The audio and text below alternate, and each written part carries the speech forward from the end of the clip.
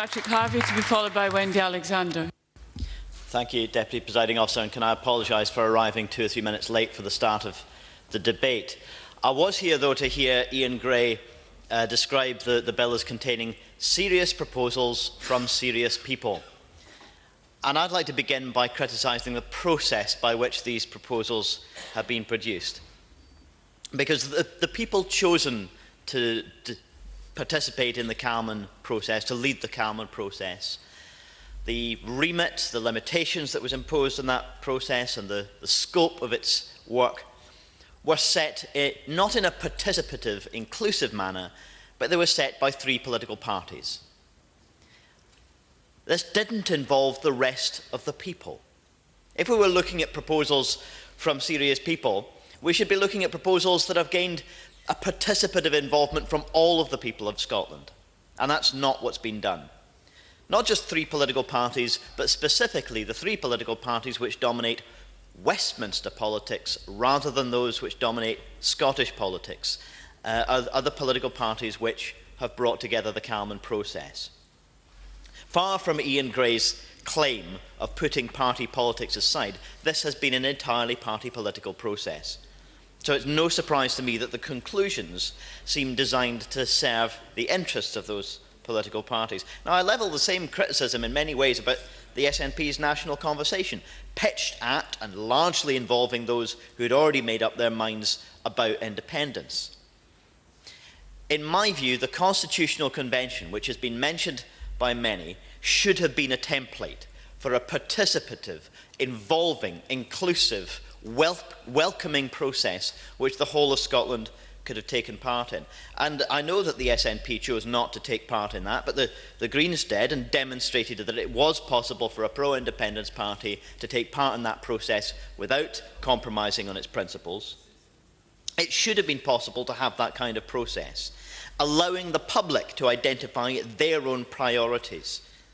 Now, if we'd done that, rather than a quick process cooked up by 3 political parties, if we'd had that public participation and involvement, we might now be joined by a gallery full of excited and engaged citizens who'd had the chance to shape the process.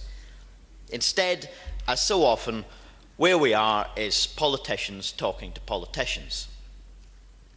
If we'd had that more participative process, Ian Gray might well be right. People might have repeated that fabled settled will for a strong Scottish Parliament within the UK.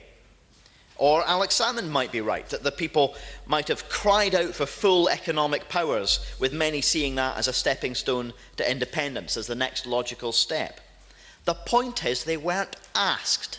They weren't part of the process. They weren't inside. We might at least have moved the debate on from the purely economic matters, which too often cloud out the other priorities that we should be setting when we ask ourselves about Scotland's constitutional future. This isn't just... Yes, indeed. The member makes a very important point, but we are where we are on the basis that this Parliament can help shape where we go next.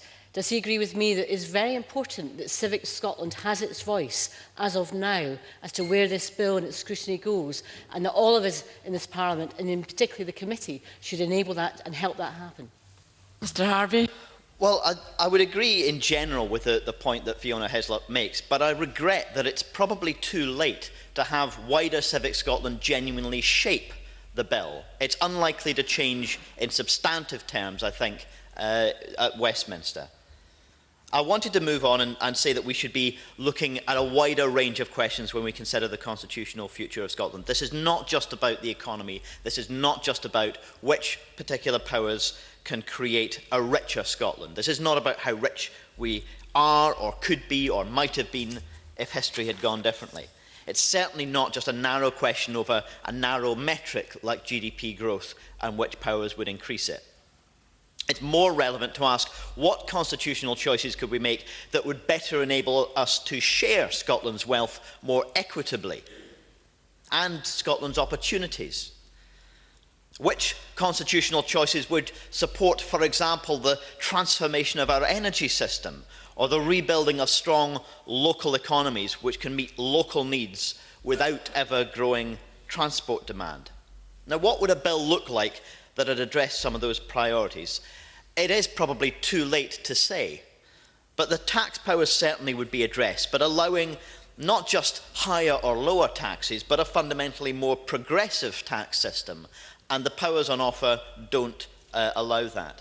We'd certainly be looking as well at the other half of the welfare state, benefits. If Scotland wants the power, and I believe it does, to defend the welfare state from the all-out assault which is currently being launched, we'd not limit ourselves simply to raising tax. We'd think about the welfare benefits system as well. We'd have a hand in the regulation of the energy system.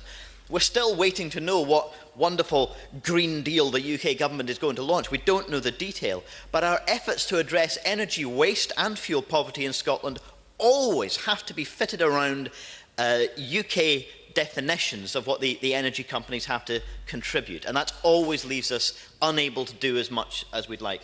And we'd certainly be talking as well about greater representation and influence at European level, where many of our priorities are barely heard. Deputy Presiding Officer, there are countless other options that should have been, could have been, would have been in a bill like this if the people of Scotland had helped to shape it rather than just 3 political parties. This bill doesn't offer the options that Scotland needs. I can't welcome it, and I'll be voting against both the motion and